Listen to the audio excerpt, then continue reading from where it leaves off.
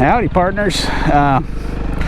Just back out on the CRF300 messing around out in this junkyard here, just pushing her through whatever's in front of the wheels.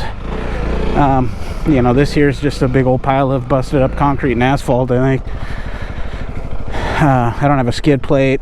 I mean, I hear stuff hit the bottom once in a while, but I haven't done much damage. Anyway, I have done a little. One time I got hung up on a big log in the woods and it broke a couple little tabs off of the skid plate. But I mean, as long as you're not pushing too hard and you know, respect the limits of your you know, the bike, then it's a pretty good one. I guess the limits are probably just, you know, the suspension's soft, so if you do hit things hard, you can bottom out. And you know, people would say the tires. I think the tires are pretty good. I mean, I can pretty much go. I've gone up all kinds of terrain. I mean, they're probably bad in the mud like every other tire. That's not a full-on soft terrain tire, but on this kind of bike, you don't want a soft terrain tire.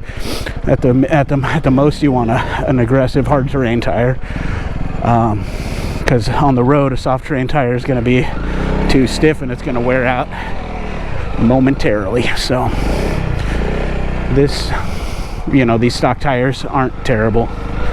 No matter what anybody says, they will work until they wear out, and then you can decide what you want to try next. But as far as traction issues, I mean, this is all soaking wet. We've had the coldest April in years, and you know, the tires are fine. They have 2,500 miles on them and full of street air pressure, and I wouldn't say that anything I couldn't make it up on this bike was a tires problem.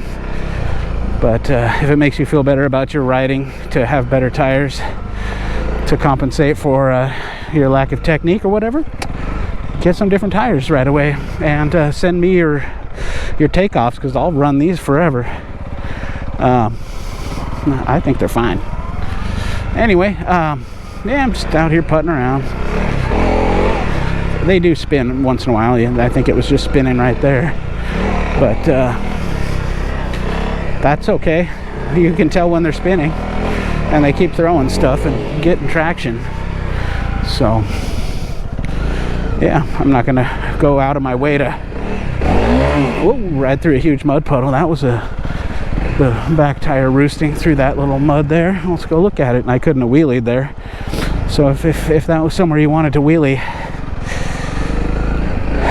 I mean, maybe I could have wheelied. It would have taken clutch, but yeah, it nope, that's just spins and that. But it's fine. It works. It rafts through uncharted terrain just fine. Woo. Oh boy, oh boy, holy shit, that was close to crashing.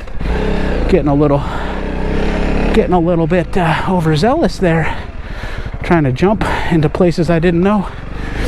Well, that was almost a Faces of Death video. Anyway, on that note, I think you've seen enough of this thing off-road today. I'm gonna go ride my other two bikes and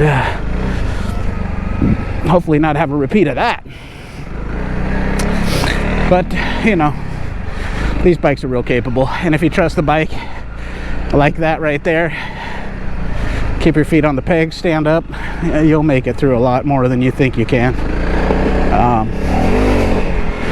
But you know, speed's never you know, a lot of times not your friend, especially on stuff you don't, you know, jumps you've never hit before, places you've never been. So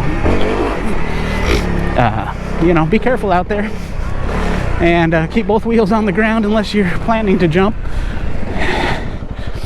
and have a good day. Woo!